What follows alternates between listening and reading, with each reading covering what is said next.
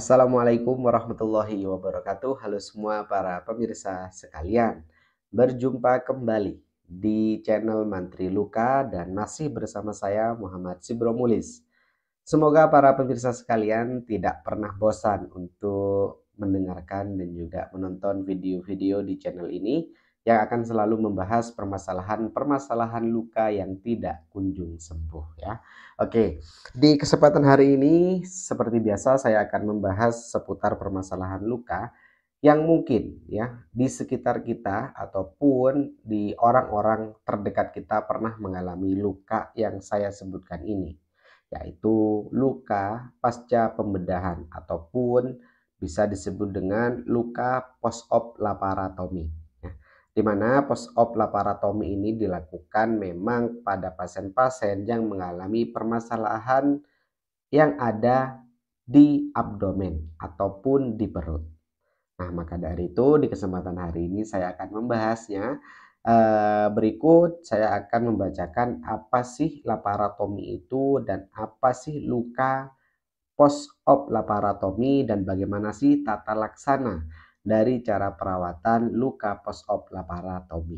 Oke, saya rasa hal ini memang perlu kita bahas ya karena memang kejadiannya lumayan tinggi dan juga banyak sekali komplikasi-komplikasi yang disebabkan apabila kita tidak bisa menangani hal tersebut.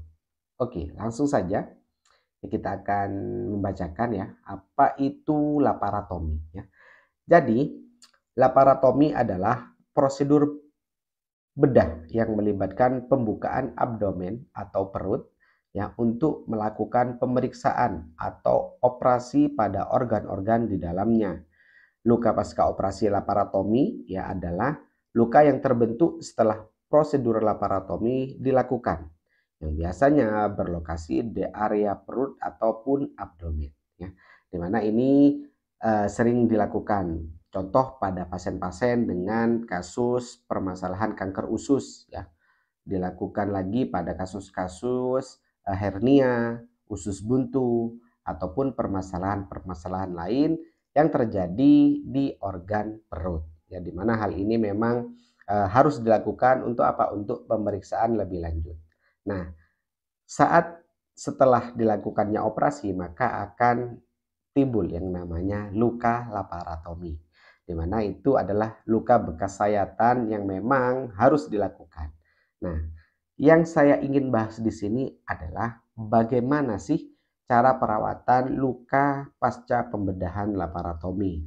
Karena kemarin saya juga mendapatkan pertanyaan tersebut di nomor WhatsApp saya ya dengan luka post-op usus buntu yang sudah 2 minggu lebih ya dengan jahitan masih ada di bekas sayatan dan juga masih mengeluarkan cairan ataupun nanah. Nah, hal tersebut memang terkadang sering terjadi apabila kita tidak mengetahui ataupun salah dalam proses perawatannya.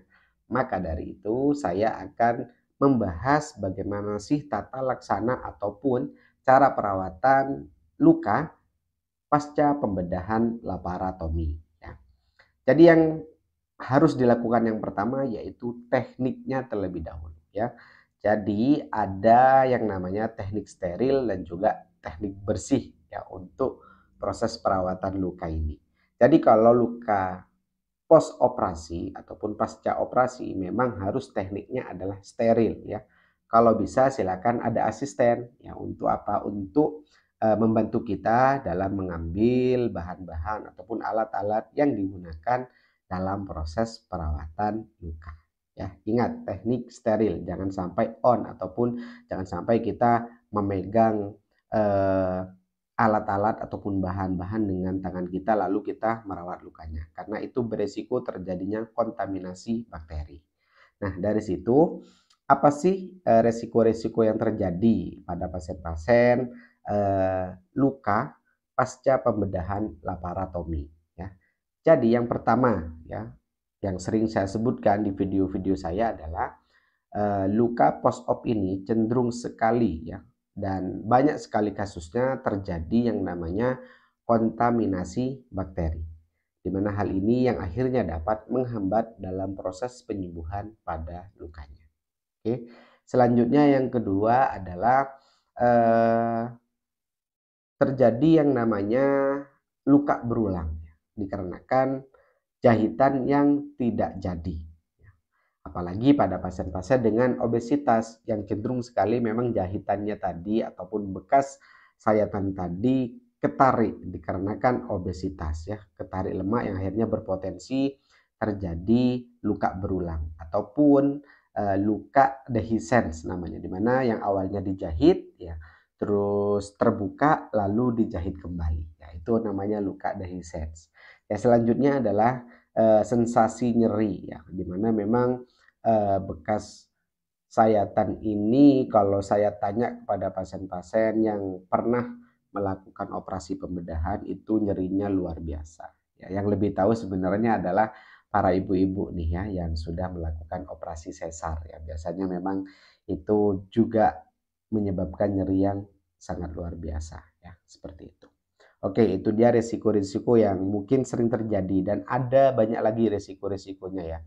Tapi di sini yang sering terjadi memang yang pertama adalah terkontaminasi bakteri, yang kedua adalah jahitan tidak jadi sehingga dia berpotensi terjadi luka berulang, yang ketiga adalah sensasi nyeri. Nah, itu dia. Oke. Selanjutnya, bagaimana tata laksana dari perawatannya. Ya. Di mana cara perawatan tadi memang harus steril ya, harus steril dan kita mulai dari mencuci lukanya. Ya. Di mana mencuci luka seperti biasa kita menggunakan NaCl ya ataupun normal salin, di mana hal ini sering kita lakukan dan silakan buang semua bekas-bekas salep, cairan luka ataupun hal-hal benda asing yang menempel pada luka bekas operasi laparotomi tadi ya dengan menggunakan teknik swabbing maupun teknik irigasi. Oke. Hal penting selanjutnya adalah silakan tambahkan antiseptik ya. Untuk apa? Untuk mengurangi bakteri ataupun mencegah potensi terjadinya kontaminasi bakteri pada luka tersebut ya. Kalau bisa memakai antiseptik dan banyak sekali antiseptik yang sudah saya sebutkan di channel ini. Oke. Selanjutnya adalah membuang jaringan mati. Nah, untuk membuang jaringan mati ini memang kalau luka eh, pasca operasi ini kan luka akut ya, dimana bisa terjadi yang namanya luka kronis kalau inflamasinya memanjang. Nah, biasanya kan untuk jaringan matinya sangat sedikit, jadi jangan dipaksakan untuk melakukan pembuangan jaringan mati, kecuali memang ada slough ataupun ada jahitan yang tidak jadi sehingga terjadi yang namanya undermining, yang memang harus dibersihkan ya jaringan-jaringan matinya. Oke, ingat keluarkan semua cairan yang ada di luka tersebut sehingga dia nantinya siap untuk diberikan topikal. Oke. Oke, selanjutnya adalah pemilihan salep ataupun topikal ataupun dressing yang tepat untuk pasien-pasien dengan luka post-op laparotomi. Yang pertama yang sering saya sarankan memang adalah memakai salep ya ataupun topikal yang kandungannya antibakteri. Contohnya ada Star AG ya, ataupun memakai salep silver sulfadiazin ataupun memakai metcovazin silver ataupun memakai Aquacel AG boleh ya yang bentuknya lembaran ataupun anti mikroba yang lainnya ya. Saya tidak sarankan memakai metcovazin. Nah, ini. Kenapa? Karena biasanya bekas dari Medco ini susah untuk dihilangkan ya karena memang akan menempel ke sela-sela jahitan. Nah, kalau bisa silakan gunakan topikal yang mudah dibersihkan ya. Contohnya gel ataupun topikal krim-krim yang lain yang tidak menimbulkan efek perlengketan saat nanti kita ganti balutannya ya. Maksudnya adalah bekas salepnya ini yang akan menempel seperti itu ya. Selanjutnya silakan berikan absorben yang baik, contohnya foam dressing ataupun melolin boleh, ataupun yang biasa kita pakai untuk luka-luka post operasi adalah yaitu Dermafix ataupun ada satu lagi itu namanya adalah lupa saya. Yang penting itu adalah island pad ya. Jadi seperti Dermafix tapi ukurannya besar. Tolong dimention saya lupa nih apa itu nama dressingnya. Oke. Selanjutnya adalah silakan memang khususnya nih jahitan ya, jahitan. Permasalahan jahitan ini memang harus diperhatikan. Untuk jahitan, kalau memang jahitan tersebut sudah menyatu dengan baik dan sudah waktunya dibuka, dan biasanya untuk membuka jahitan ini adalah selama 2 minggu ya setelah operasi, silakan dievaluasi dan dibuka jahitannya. Kalau memang sudah bagus, boleh langsung dibuka semuanya. Tapi kalau jahitan tersebut masih belum rapat sempurna, silakan dizigzag ya. Jadi jahitannya satu dibuka, satunya tidak, satunya dibuka, satunya tidak ya. Seperti itu untuk apa? Untuk menjaga nantinya agar tidak terjadi luka berulang ataupun terjadi jaringan tersebut buka kembali ya, seperti itu. Oke. Nah, itu dia hal-hal yang perlu diperhatikan, dan hal yang lain adalah silakan untuk nutrisi ya. Nutrisi silakan konsumsi tinggi protein dan juga support dengan baik ya, agar nantinya apa? Agar nantinya luka tersebut dapat segera sembuh dan juga dapat beraktivitas kembali dan terhindar dari yang namanya kontaminasi, terhindar dari yang namanya luka berulang, dan juga sensasi nyerinya dapat berkurang dan bisa sembuh dengan segera. Oke, itu dia hal yang ingin saya bahas di hari ini. Terima kasih banyak sudah support channel ini, dan mungkin ada topik-topik yang ingin dibahas, silakan boleh eh, tuliskan di kolom komentar, ataupun hal-hal yang ingin ditanyakan seputar perawatan luka boleh menghubungi nomor WhatsApp saya. Yang mau pesen barang, pesen dressing ya, ataupun ingin konsultasi, silahkan ya. Boleh nanti langsung aja menghubungi nomor WhatsApp saya. Dan sekali lagi terima kasih, dan jangan lupa tonton video-video yang lainnya, di-share, di-like, di-komen, ya, di-subscribe, is free for all ya, seperti itu.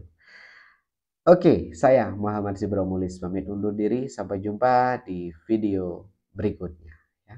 Ada luka, ingat mantri luka. Wassalamualaikum warahmatullahi wabarakatuh.